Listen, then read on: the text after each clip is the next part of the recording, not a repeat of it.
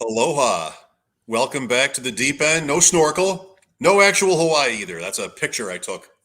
But Adam and I were just talking. Once you get a Hawaii in here, it never leaves. And so even after a red eye and a couple of sleepless nights, it's still in there. And I've got Adam with me. Behind me is the ocean, but this is the deep end. Fantasy football, week 11. Let's go.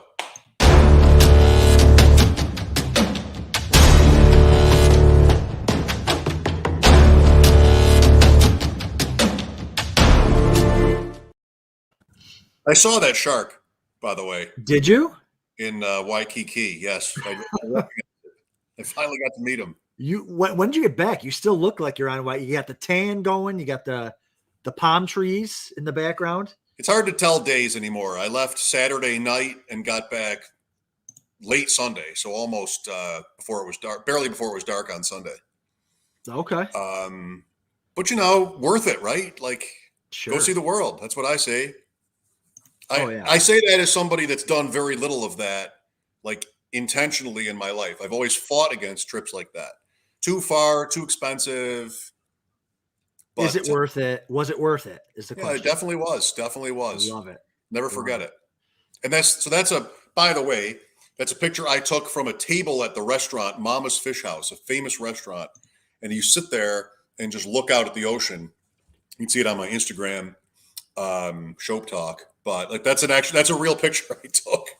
Oh, that's sweet. That's really nice. Did you ever? Somebody mentioned something on Twitter about some restaurant. Did you end up making it there? I don't know if you saw it. Someone commented on our show last week about some long road or something. Maybe the road to Hana. Yeah, something like that.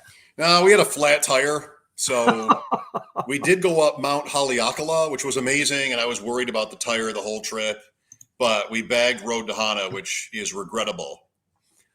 Still, though, I mean, there's so much to do. And when you don't do anything, you're at the beach and the pool, and that's great, too.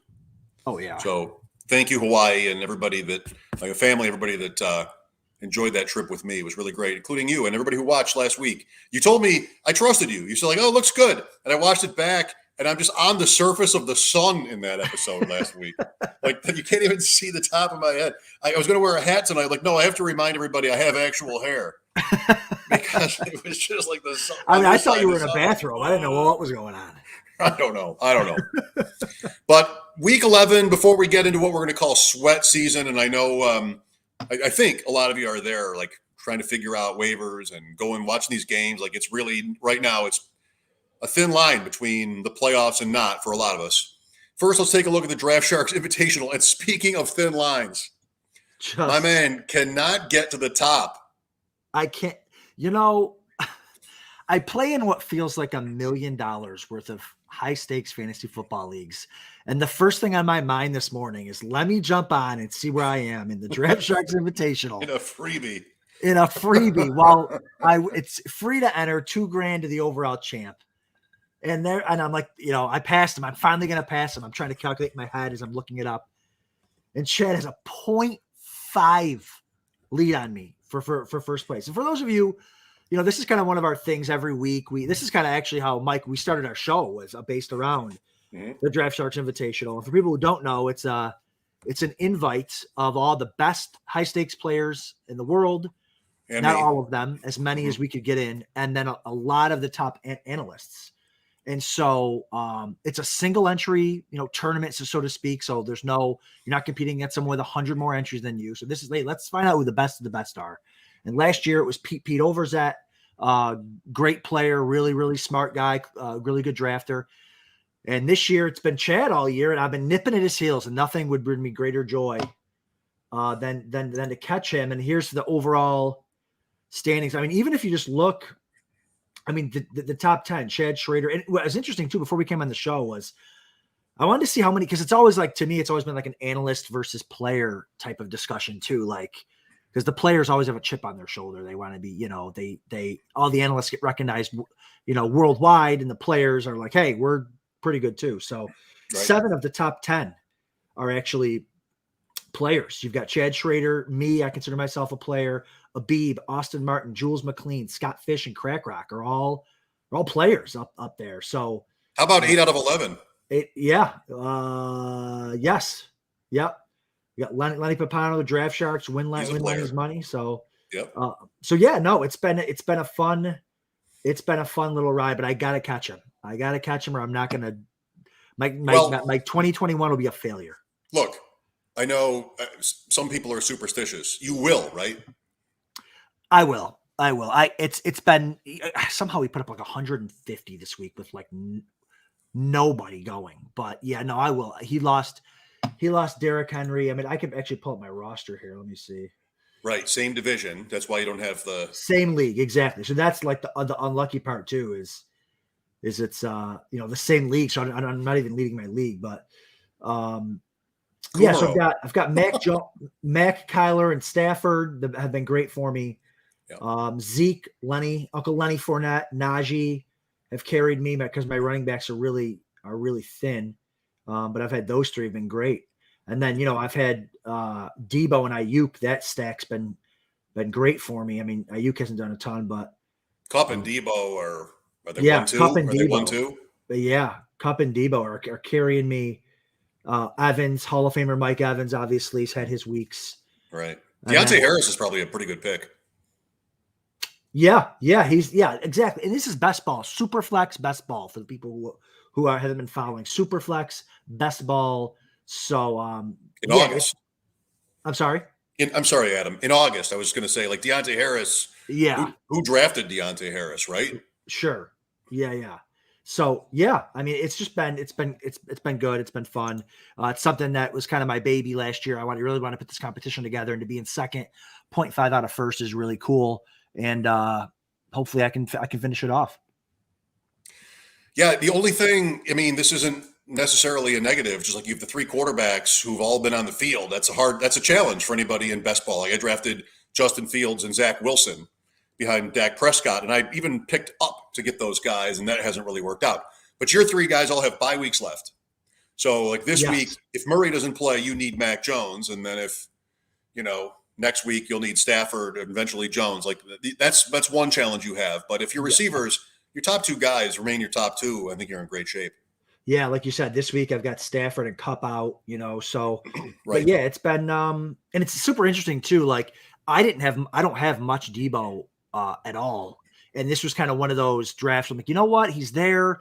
I want to get a little bit more exposure to him. I had, you can't really tell because we went over quick there, but I have Mostert. I have Ayuk. Like I kind of went with the Niners kind of stack here that ended up working out. I only hit on one of them.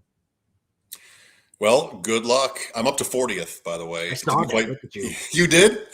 I did. I looked because I always like to see who's at the bottom. We never talk about the bottom 10 or 12. I'm looking for. I passed McFarland. I passed Leone. I'm just for bragging rights. You say when we all draft these things, we're like, oh well, second place doesn't matter. The middle doesn't matter. Be willing to finish last. Take your shots. Now I started last, right? So I'm watching each week. Like I'd like to creep up past Danny Kelly. And these guys, I'm trying to get like fifth, whatever. Right. You don't have to respect it. All right. So you mentioned you have a lot of Cooper Kupp. I have a lot of Deebo Samuel. You have a lot of Cooper Kupp. And I know last night, Monday night, was big watching Rams 49ers trying to see Kupp get to a certain number that I'm sure you'll explain clinched an important position for you. That guy, I mean, he gets there. The game script was always right, but they could not get a first down in the third quarter. I thought it could get to a point where their top guys came out, and Kupp just won't let that happen. No, Kupp won't let that happen. And man, sweat season. This is the fun part. This is why we do it, right? We obviously want to do it to make the money, but it's fun. Like these sweats, these late night, Monday night heart attacks. Like and you'd think I would be used to it by now, but I'm texting a bunch. So I needed 17 points from Cooper Kupp for a main event that would basically lock in a playoff spot for the main event, would put me in really good position for that bye week and for that automatic money. So I needed 17 from Kupp, and I already had Hawkinson get me 0. So it's like if Hawkinson just has an average day, the game's just fun. It's all fun and games on Monday night. But instead I got to sweat it out. And I'm like, I'm not the type of guy that can just sit there and lock into a game when there's so much pressure, because I just feel like I'm going to explode because there's nothing I can do. So I'm literally playing Call of Duty with two guys that play high stakes that are part of a portfolio that you and I are aware of. And the whole time I'm just complaining. Like I'm just a nightmare on this thing. Finally to the point where Nate, my buddy, shout out to Nate Weigman, it's like, Adam, either Cooper Kupp's going to get there or he's not. Like you got to just shut up about it, because it's just 11.5-minute drive, 9-minute drive, drop passes. It's just, I feel like I've seen this nightmare 1,000 times. But then Cooper Kupp, I think he had 8.5 points with like 10 minutes left. And I was like, Maybe, there's no way. Yeah. 4 for 42 or thereabouts at halftime. 4 for 42 at halftime. The third quarter was nothing, right? Yeah, drops a third down pass in the third quarter that would have extended a drive. And then with 10 minutes left, I'm like, well, is he going to have to score a lucky touchdown? And it was just Cooper Kupp over and over. And then Van Jefferson drops a touchdown with Cooper Kupp still short of 17. And then the next play they go to Cooper Kupp. It's like, oh my gosh. It's like you said, it's sweat season. It's the highest highs and the lowest lows. Well, that's interesting. You can't watch. I know this year, like on Sundays, you're not following scores. We talked to Scott Fish a few weeks ago, and he's like that. He doesn't like to follow scores on Sunday. I don't know how I'd live without it. I just, there's something about the numbers running throughout, like it's an election night or something every week. Right. And I've always sort of been simpatico with that. So it would take some effort to get me away from it. And I don't know, I'd probably feel like I was short of breath. But you got there, and what did I tell you during the day? Like you did. Instincts. Instincts. I'm not superstitious, so I don't mind, with friends at least saying it. Like, it wasn't a sure thing because nothing is, but come on, the guys had Bulldog on WGR today, looked it up. Like he said 2 weeks all year under 20. Right. That's right. And I don't want to say that I didn't watch. Like I have two TVs down here, so I had it on next to me. I'm watching and I'm doing both. But but that's what makes it even tougher, Mike. Too is like if it was any other player, or if it like I would have. Okay, it's a loss. Like there's no way. Like there's something about being down a lead that you don't think you can come back from, as opposed to 17. He's got to get 17. He's Cooper Kupp, so to have him not get 17 would have been just heartbreaking. And those are the worst ones. So quickly, what did that guarantee you? So it guaranteed me a playoff spot, which is awesome. And it didn't so I'm in first. I have the top record, and unfortunately, Chad Schrader passed me in points. I know. Newman. Cocktails and dreams. I'll actually pull it up, but. Chad Schrader passed me, and he had an insane week, and I've actually had back-to-back poor weeks. But this was my main event team that was ranked like top 10 in the whole competition, and now in the 50s. And now it's in the I can go back and look 50s or 60s. It's in the 50s or 60s now. Yeah. But so I'm draft guy 1 there. So I'm 8-2. So I'm a lock for the playoffs because I have a 2-game lead with 2 games left. But Chad passed me in points. Yes, it went way past me. So he's 60 ahead of me. So I'm not a lock for a bye. Now, if I win one more game, I'm a lock. So I just got to win one more, and then I'll get the bye. I'll get the money for top 2 seed. So we'll win one more. But yeah, it was just if I would have lost, now it's any man's game. So. That's what it comes down to. I don't know if I know anybody else in this league, but I know Chad Schrader's in this league, and just like every other league. Well, you are playing the 7-3 team this week. I am, and I watch the portfolio you spoke of. You send out these videos to that, and I watch those. It's just funny, like you or anybody else doing these, just the names of the teams.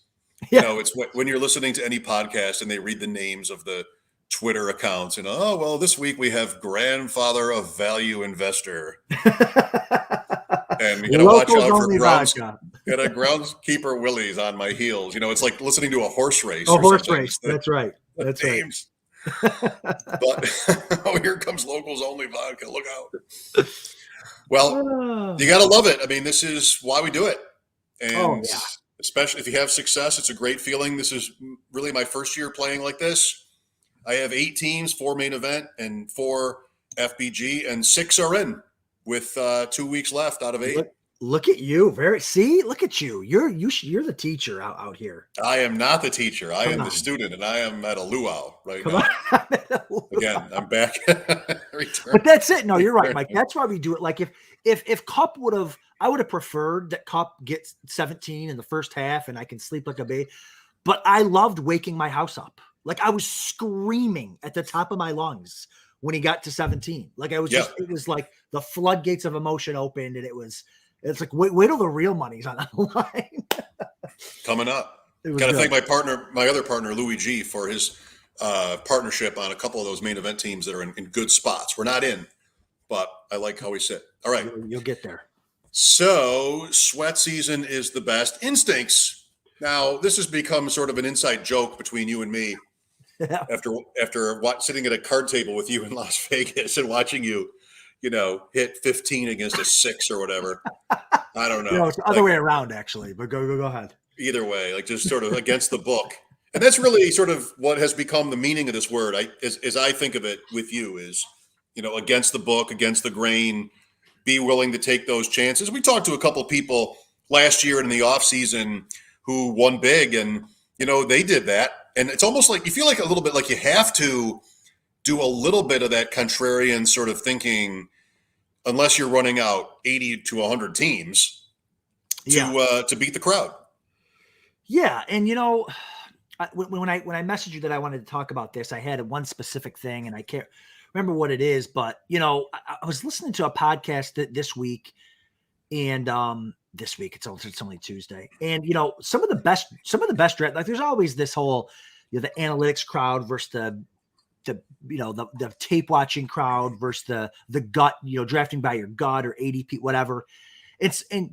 I know a ton of world-class drafters that are everything, right? The analytics people, the whatever.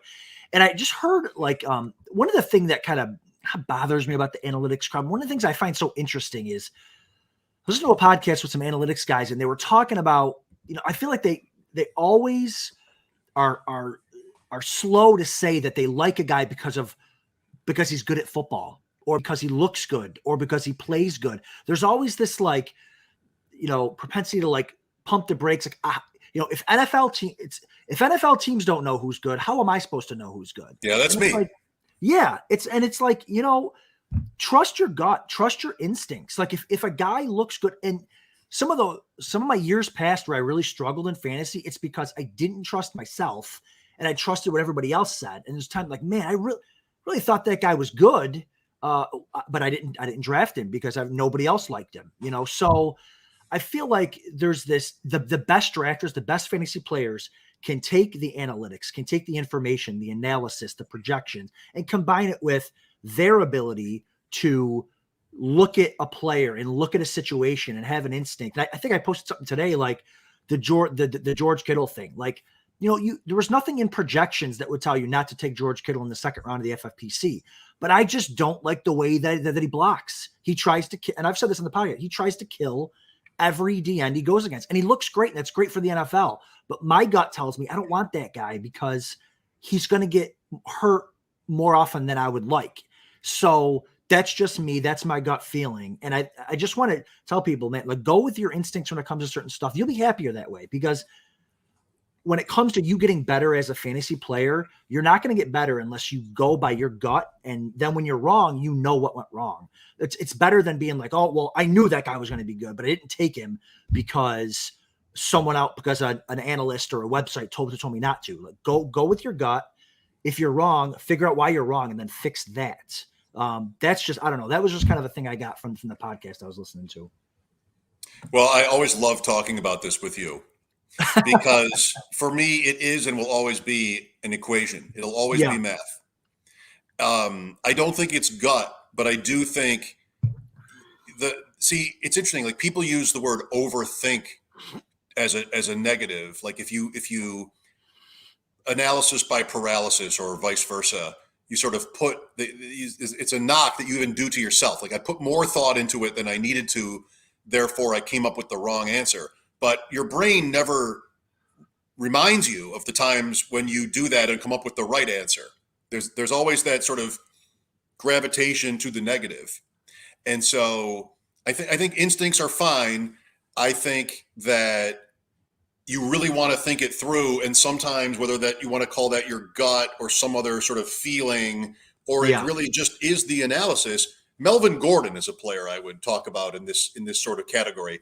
And this is where I came up a little bit short this year, always being so enamored of the hot new toy, rookies, Elijah Moore, Rondale Moore, all these different guys. Chenault is another one. And I think, now this isn't exactly to your point, but I want it to be, like, there is a balance between the guys that nobody likes. And you're not watching film and seeing Melvin Gordon be good, but you can look at numbers and like, well, this guy's productive. And yes, they traded up for Javonte Williams, but they're still paying Gordon this amount of money. He can be useful. And I was just avoiding him at all costs. There was never a situation where I would have drafted Melvin Gordon. And that's a mistake, because here we are going into week 11 and Javonte Williams is still kind of behind him. Yeah. So I know it's not exactly to your point. I will never trust myself to do that on my own and think like, oh, I watch football and this guy's good and that guy's not. But there's so much good information. Jay Moyer talking about Michael Carter is a memorable conversation you and I had, and just different guests who have different perspectives. And if you consume enough of that, somebody is going to remind you, draft Melvin Gordon, or whether that's Marvin Jones or Tyler Boyd. Not the best examples right now for this season, but guys that are just not the guy that everybody else is hyping up, because that's what we do in the offseason. I thought Chad Schrader really gave a valuable sort of, not tip exactly, but he talked about how he doesn't draft at all until August. Yeah. And there is really, think about it. You're talking about making a note of your mistakes. Think about, you and I next year will do this, all the different nuggets that we'll process and talk about. And then you might not sit with those things and go like, all right, is this actionable information? Or is this something that some reporter is getting through the day with, whatever it is? Yeah. So all of that, my recommendation is just don't be afraid to do what other people call overthink it as a negative, because your natural tendency is to not think about the times you get that right. And sometimes you do get that right. And sometimes that extra analysis, it's not always just pick C in multiple choice. Sometimes the more time it's not always your first instinct. You want to think about it and get to the right answer. So I'm here to stand for that. Yeah. And what's super interesting about Chad, who's like the best cash game player of all time as far as winnings. And he doesn't draft till August. And then he uses an ADP sheet, essentially. Like, he's like, there are so many good drafters out there. I let them set the ADP, and then I draft based off of that. So that even the best player in the world is telling you, like, hey, he doesn't know it all. He doesn't act to pretend to know it all. But I think more about, and Michael Carter's a good example, I think more about when I say instincts and trust your gut, I'm talking about like Michael Carter. If the rest of the world says don't draft Michael Carter, I'm not drafting him off my gut. I'm drafting him because I've listened to who I think are really smart people who've told me that Michael Carter is a talented running back and he's in a really good spot for his skills. So like, just because they don't know that or they don't care about that doesn't mean I'm not going to draft him. In the past, I would have done like, I think he's good, but no one else is really touting him, so maybe I'll just pass on. I'm like, no, I trust guys like Jay Moyer. I trust, the situation that he knows what's going on. And so I'm going to move him up my draft board and I'm going to take him where I think it's necessary. And look at him now. He was certainly worth that 7th, 8th, 9th round pick. So, and that's I'm not saying like, hey, just watch football and make a gut blind. No, trust the right people, get the right people around you so that you have all the information, you can formulate it and then go with your gut on it. We had the main event winner on in the off season, and he was big on, I watch the games and I know, but also Matt Waldman. Yep. That's right. Like, that's fine. That's fine. And it still pays the same. Well, the main event winner also, we were like, hey, promote someone who's really helped you. And I think, did he say Matt Waldman? He might have said, yeah. So, and someone else. Yeah, that's right. And so there's a couple people, someone that you're in a fantasy football league with, that 2 people we're talking about. Maybe it's a dynasty league or something. Matt, I am in a league with Matt and maybe someone else. Yeah, there was someone else, and I wish I could remember, but I don't. Yeah. So yeah, I mean, there's whatever way you got to get to it, get to your decision, but never take someone else's ideas or thoughts over your own. Because at the end of the day, you're not going to get better if you're doing it that way. Well, also, like, I don't want this to mitigate what you're saying, but Chad or Abib, there's so many entries. Like what they're doing is they're playing. He can go off ADP because he's got so many entries, and he's got it. Whether it's an algorithm or he's got an understanding, just innately, there's going to be a diversification there. And then I think probably his process is to make sure the right combinations, however he would define that, arise in that. And it might, at that kind of volume, it might not so much come down to, all right, I'm not really here to decide whether this player is good or even his situation's good, but I want this percent of that or approximately this percent of that. Exactly. And, and that's tough to beat, Adam. I mean, that's when in the macro, that's just very tough to beat. And that sort of discourages me about this whole, field, is just like it does with DFS, is how do I expect to beat this without the biggest bankroll? But it's fun to try. Yeah. And I think it's a great topic that we can put a pin in for the end of the season, because I'm leaning towards, some of my best leagues this year are my single entry. Like I'm in the varsity FFPC varsity 3K, and I'm in first place by 120 points, and that's $20,000 to the winner. Like, you got to come in fourth place in the main event to beat that. As far as money wise, it's like, what am I doing? Why am I competing with 3,000 people in the main event where I can compete with 12? Well, exactly. And Chad talks about, you brought it up with him, how was it a $10,000 he's entry? In a 10, how he was drafting something else and he got an award and he was in the 10,000. he was at Kentucky, and he's getting awards for winning all these leagues in Kentucky. And he's drafting at he doesn't know do I go get the award or do I continue with my $5,000 entry fee draft? Yeah. And what he said was something to the effect of, I'm not going to miss that. That's right. And so, like, one-on-one, and again, like, not to get too far into him, but anybody with that volume, how do they choose to play their very highest single entry tournaments? Do they, or not even tournaments, but leagues? Right. Like, are these really my favorites, or does this just sort of come out in the wash, or what exactly? You're still drafting off ADP, and anybody still needs that luck, from injuries, because we've all got teams that look great on paper, and there was maybe hardly any process mistake, but you had the wrong guys get hurt. It happens. All right. Well, you and I are in one FFPC league together. We are sitting 1-2 going into week 11. That is a football guys tournament. My team, next year, I'm going to probably brand it, but all my teams are named different things for whatever I was doing that day. This was a draft we did on Memorial Day, and my family and I went for a hike, so I'm hikers. Like, I don't know. I didn't need to advertise myself. Maybe next year. Louis G, who's been on the show up there, analytics for the nerds. He's got the star. Chasing the helmet. Isn't that Jay and Scott? Jay and Scott, yep. So you got a Beeb in here at We Gonna Win. Some familiar names. Guilds is in there. Guilds is in there. And you are up top. I'm up top. And I got to tell you, this was my favorite team. I don't remember any football. I did 25 to 30 football guys drafts. I remember one or two drafts. And I remember this draft sitting outside on my patio, Memorial Day, having a couple drinks. And I just remember I finally got the number 1 overall pick. Right. And I absolutely loved this team. Why don't we pull up the why don't we just go ahead and do that? Why don't we pull it up? Why don't we go through it real quick?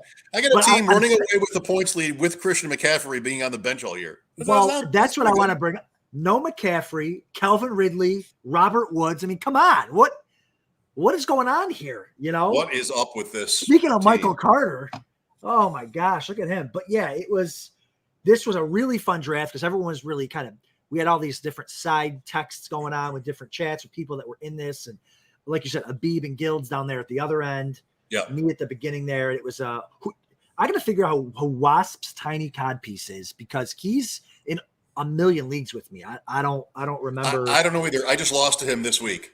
I don't know who that is, but this league was my idea. Memorial Day is, I swear by this, it's the best holiday. It has a deeper meaning, but it's also the beginning of spring. It's always perfect weather here in Western New York or Hawaii, where it's always perfect weather or whatever. Don't worry about this. Just like it's a lock it in Monday. Everybody's happy. There's no particular family obligations, just grilling hot dogs and swimming all day. It's the best. So what's your favorite thing to do? Drafting is my favorite thing to do. Let's have a draft. Let's do it. Boom. Then you're like, I'm in, then Louis in, and you have that kind of pull where then it's Abib and Jay and Scott and Andrew and everybody. And here we are. So I love this league too. And let's see, my little team 10 looks nicer team 10. Just from the draft board. I have the most money left. Antonio Brown in the 9th. Let's go. I got to figure. And Brady, Prescott and Brady. I mean, I don't need both of them, but I did play Prescott over Brady this week, and that worked out. There you go. Well, you got the Brown, Brady. Never mind. You have Lenny? No, you don't. Oh, who has no. I don't have Wayne Gallman anymore either. I can promise you that. I took Fournette in the 6th. Oh my gosh. My 2 running backs have stayed on the field. And Connor, what you said to me about this draft as we were chatting through it was, I love your team until James Conner. Yeah. and this is what I'm talking about when I'm talking about you got to be evolving. You got to be always learning, because you took Connor there. And I don't think I had a lot of Connor. This is my 7th Football Guys draft. So I didn't have a lot of Connor leading up to here. And then I'm like, you know what? Let me dig a little deeper on Connor. And then he became one of my favorites. And I remember saying, like, yeah, I like him, but I like him in like the 8th or 9th. But Connor ended up being a guy that I ended up becoming super high on and drafting a ton of. But yeah, that's where you kind of always got to be evolving. And even as the draft seasons going on, learning and questioning and digging in and all that stuff. So this was a super fun league. And I wouldn't mind having a couple of these guys on the pod maybe at the end of the year to talk about. Talk about this, but a couple of really good teams out there. Poor Louis lost Derrick Henry, but that poor guy. Oh well. Sorry. When is anything going to break right for that guy? It's got to start to happen soon. That's right. I mean, we just went through the standings a little bit. Now, I mentioned how I have the most money there. I'm at 506. Yep. Let me which is more than 100 more than anybody else in that league. Okay, what are you thinking? Give me some insight. Like, come on, what are you going to do? Well, I don't have any insight, but I do have a question. Okay. So, like, what is the perfect FAAB at this point? And is that a dollar amount, or is that a percentage, or is that a ranking in your league? So, I know that every year is different, every week is different. This week isn't seemingly that strong for names, and again, you have more experience, so you might know what week 11 tends to feel like. How much money might be exactly the right amount at week 11? Yeah, I don't think there is. Not only do I think there is an exact amount, but I don't even think it matters. It really depends on your team. Like, if your team is looking real good, then I think you can have a lot of FAAB, sit on it, and wait for a big time injury where you can swoop in and take that backup running back or that third string. I mean, I think I don't know if I brought this up on a podcast. Maybe I was with Jared. I think maybe I was in the GOAT District last week. I don't know.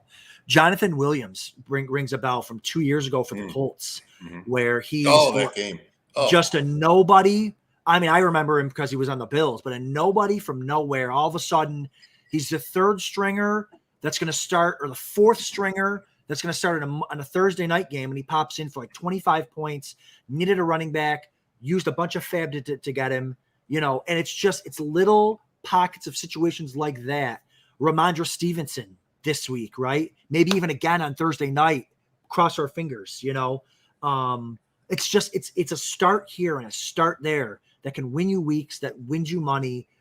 So yeah, I don't think there's a perfect amount of money, but if you're sitting good, if you like where you are, second in points there, yeah, sit on that money and wait for that injury. And if not, the one thing I will say is at the end, you do want to save, if you're going to blow it all, you do want to save a couple dollars for a defense and a kicker, right, and maybe a backup quarterback for going into that playoff run.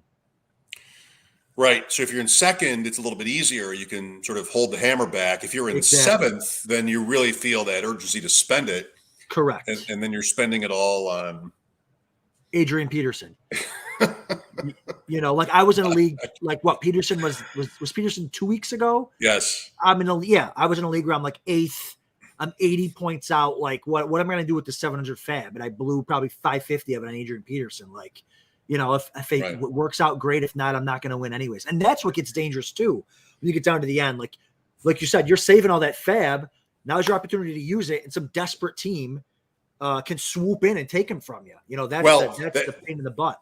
That's fine, but say in a poker game, if you're in the lead, you're the player with the most chips, and the guy on the small stack or the guy, toward the bottom is feeling desperate. He's going to go all in with 9-8. Yeah. And he's just sort of easy pickings for you. And that's whether it's actual football or fantasy football or any game, it gives me a chance to make one of my favorite points is that success in the fourth quarter gets all the glory.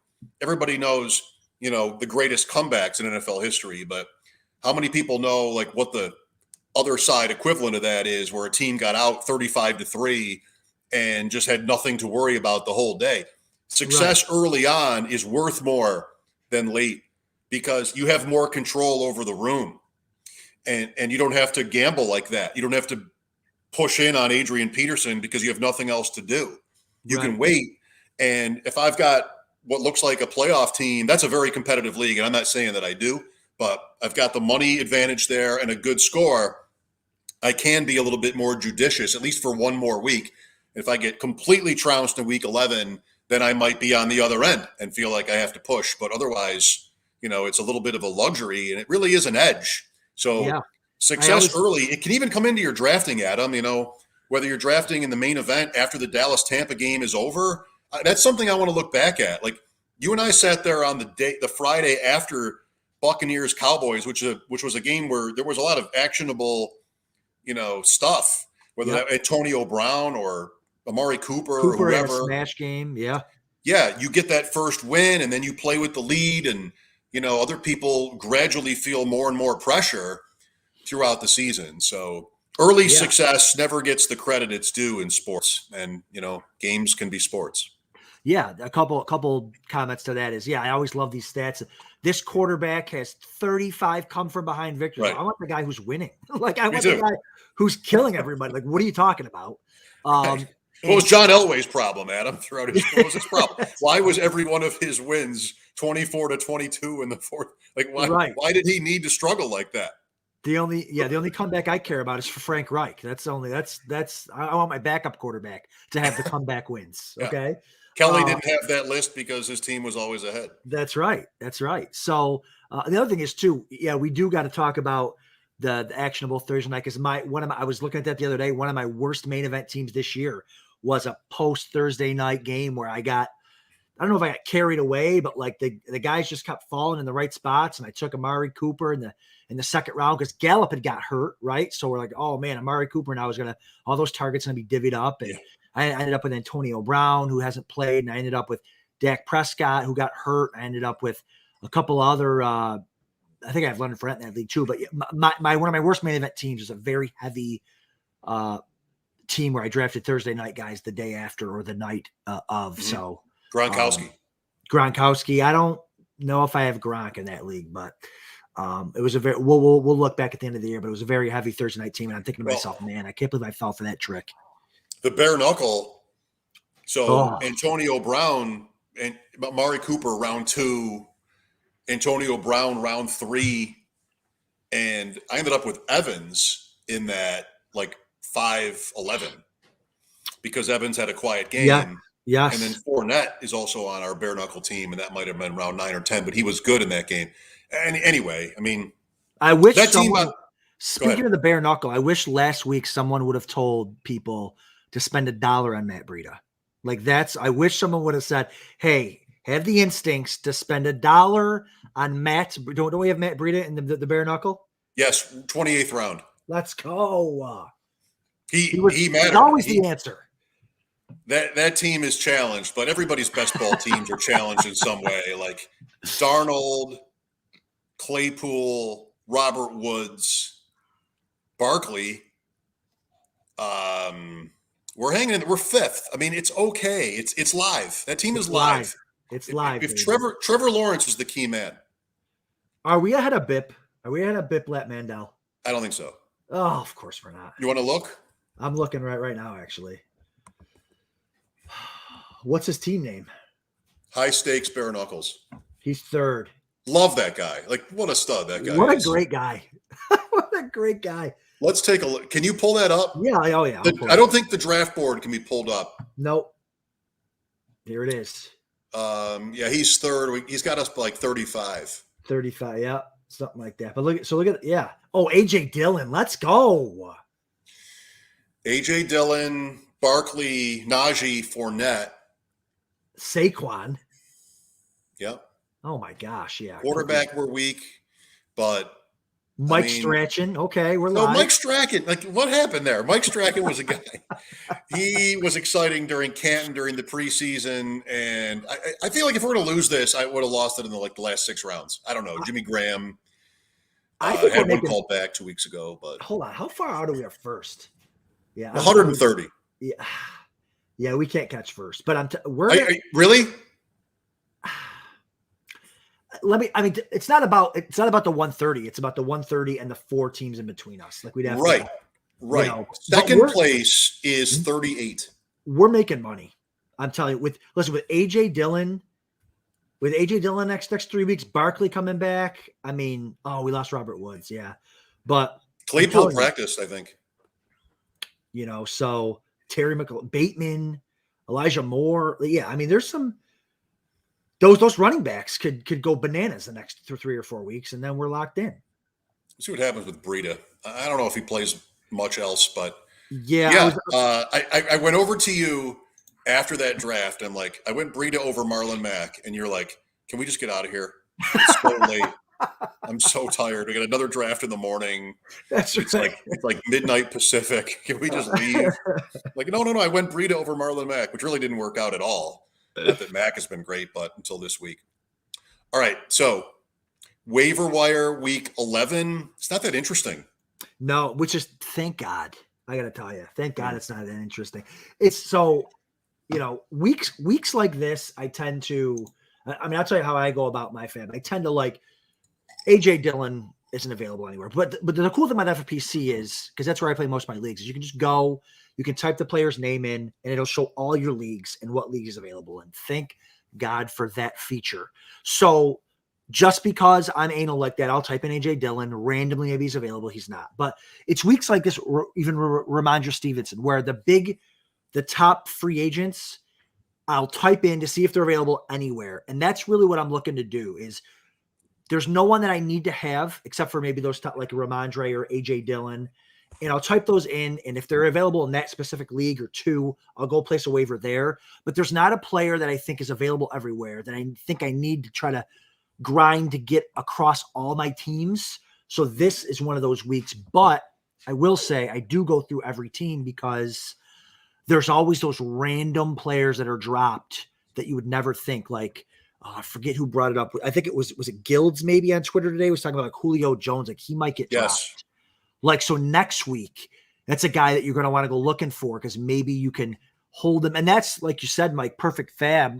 If you're in that position, maybe it's not about spending the money. Maybe it's about the players that you can acquire. Like, Julio Jones, let him sit for 3 weeks, 4 weeks, and then maybe he starts for you in the fantasy playoffs. So that's right. And part of your advantage can be with the lead, you can be more sort of flexible. Right. Like that. If you have the lead and that avails you to more players that are, you're waiting on.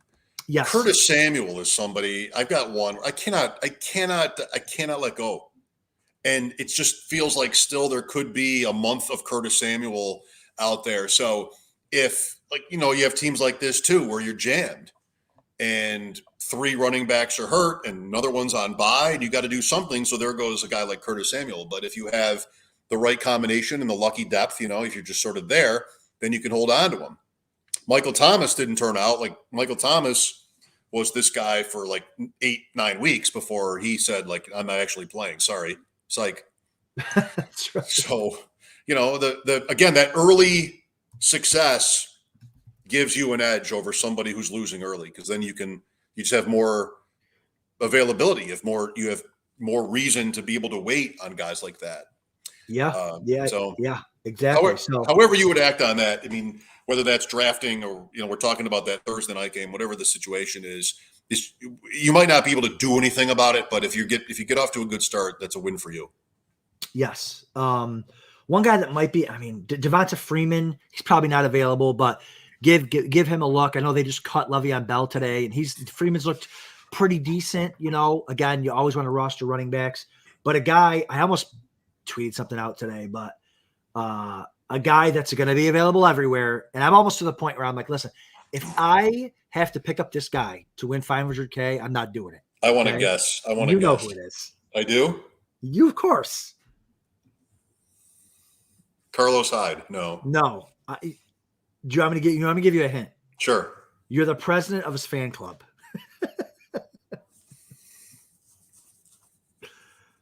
Quarterback. Cam Newton. Oh. Listen. All right, go. Rank him this week. What do you mean? Oh, geez. All right, hold on. Come on. It's between 10 and 15. I'm pulling up conservatively against Washington. I'm pulling up DraftSharks award-winning rankings right now. Okay. Oh, they actually have the rankings out. I can actually see where they have them ranked. Oh my gosh. 13. Don't know. No, I don't think they'll mind if I say they have Cam Newton ranked. Do you want to guess? I'll give you one more guess. I did. No, it's lower then, right? Oh yeah, 20.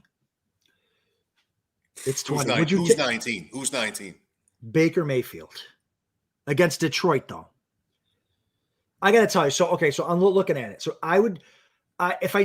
let's say Cam started, he's at Washington too. Unbelievable. I would start him over Baker. I'd start him over Garoppolo. I would start him over Justin Fields. Cousins. No. I would start him over Tua. And that's probably it. All right. Well, it's closer to 15 than 20. Yeah, no, it's like 15. Yeah. No, I agree. I don't. But again, what did we see from him? We saw a 3-yard pass, which was a laser beam. We saw a touchdown run, which is horrific to think about with having Christian McCaffrey. But he was there. Correct me if I'm wrong. He was there when McCaffrey had that monster year. Correct, 2 years ago. Yeah. Was Cam Newton the starter?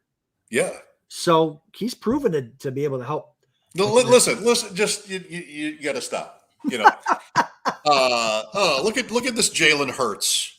What's actually happening here? He's incomplete. It's a 7-yard run. This can't be good.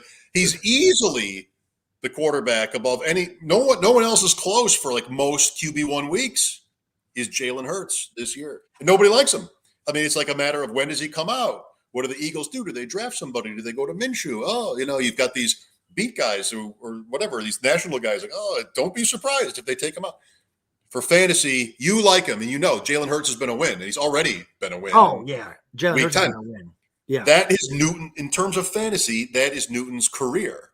Even last year, no players. Oh, okay. Take your drink. All right. Take your drink. But listen, can Cam throw the football? Last year, yes. I watched him bounce pass after pass. Well, right. I feel like Robbie Anderson is maybe. Do we add Robbie? That's the thing. Robbie's on waivers, so that's a good. Is Robbie added? Absolutely. Okay. I'm taking that chance. Absolutely. He's good. Newton can be good. The opponent's terrible. Look at their games coming up. Who else do they play? Atlanta, Houston? No, is that right? Like, it's all set. Like, I'm not putting all my chips in on Newton, but I'm certainly not dead to the idea. And Mayfield, no. Washington, Miami bye week, Atlanta, Buffalo, Tampa, New Orleans. Starts great, ends terribly. Yeah, I mean, but again, for a rushing quarterback, like, who cares? It's like running backs to catch the ball. They're matchup proof. It's. No, I get it. It depends on your situation. So Cam's worth an ad. I was being facetious. Yeah. Robbie Anderson. Robbie Anderson's available all over. So little pockets of Robbie. I have quite a bit still because I just couldn't stomach dropping him. And he did the press conference with Robbie Anderson. I saw that talking about Moses in the desert. I thought that was pretty. That was perfect. Best. He is the best. Wayne Gallman, is he worth an ad, Mike? Yes. Okay. Never cut a running back.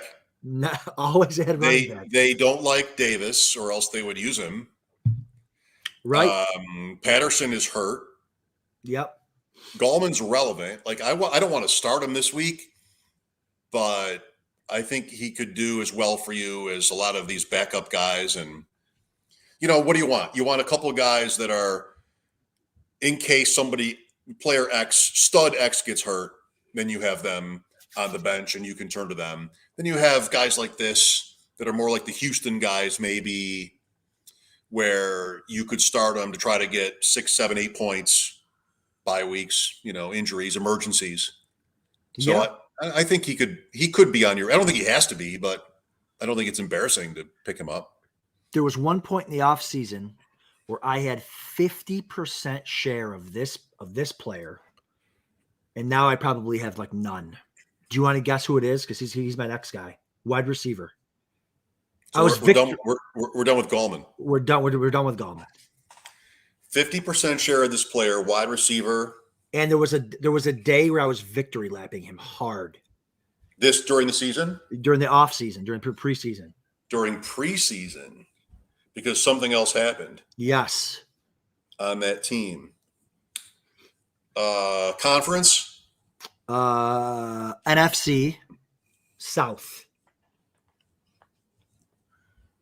Not Gage. Nope. Traquan? Yes. Very, very good. You are good at this. Traquan Smith had him everywhere, victory lapping, and then he goes ahead and gets hurt, gets himself hurt. Are we adding him? Are we picking him back up? I think we are, right? I mean, maybe not for a monster bid, but he had 4 for 44 and a score against the Titans. He's looked decent, Wide receivers, Adam. I'll pick him up if I'm going to use him. Correct. And if I'm not going to use him, I'll try to pick up the next guy next week. Yep. Because you pick him up if you think he can play 5 or 6 weeks for you, right? Like if you would start him and that would work out. I just don't see anybody there that is that player. Maybe Deontay Harris, another good game or two, he becomes a guy that you start in the sprint, but because who would you drop for Traquan in these? You're not dropping a running back. Please don't drop a running back. You might have 3 tight ends. Maybe you have a third tight end that you just carried for a bye week. You can get rid of him. But yeah, I'll play the game. I'll play the game back at you. Okay. I am playing a guy this week in Football Guys who is a tight end. He has a tight end on his roster, and I pointed this player being on this roster out to Fantasy Mojo at 1:40 in the morning because I can't sleep after Monday night either, especially when I just am jet lagged and just a mess. And Darren said that this opponent I have this week in Football Guys he is one of 2 teams to roster this player in the entire tournament. This is a player you can cut for Traquan Smith. Oh my gosh! Did you say tight end? Yeah. Is it is it Tim Tebow? It is Tim Tebow. It is. Let's go. It's Tim Tebow. 2 teams, according to Fantasy Mojo, 2 have Tebow on rosters. This guy is one of them. So like Darren is the best. His tweets are just so like sardonic and smart. It's like he said, no pressure beating a team with Tebow. That's right. No pressure. I don't feel any. I love it. Speaking of tight end, one more. This is a guy who's I've been picking up randomly where I can, just because if I got a guy to drop, because I think there's, especially I love players coming out of bye weeks that haven't popped, maybe underachieved. Adam Troutman is a guy that, is in his second year, kind of a highly touted, higher draft pick of a tight end. Coming out of the bye week, he's now had, I think he has had 7, and 6 targets. Yep. Coming out, and he hasn't really hit yet. He hit a little bit, had a 5 for 32 line, which is fine in the FFPC. So he's a guy that you can maybe get now before he has that big one. You're always, unless you have an elite tight end, And he's a guy like if you've got a Kelsey, you can hold him as your number 2. If you've got, absolutely, Mark Andrews, you can hold him as your number 2. Like you don't want to carry 3 when you've got all those guys. But if you're really struggling, if you've got like Ferkser and OJ Howard, add him as a 3rd, and you might be starting him. So he's a guy that's been coming out of the bye weeks, been getting those targets, and might end up popping. Fant and Alberto on bye week this week. Kelsey next week. Yes. Yeah. Alberto. Ugh. Alberto Ahuebanum. These guys out there trying to pronounce that. Alberto Ahuebanum is how you say it. Is that Hawaiian, Mike? No. Oh. It is definitely not. too many different letters to be Hawaiian.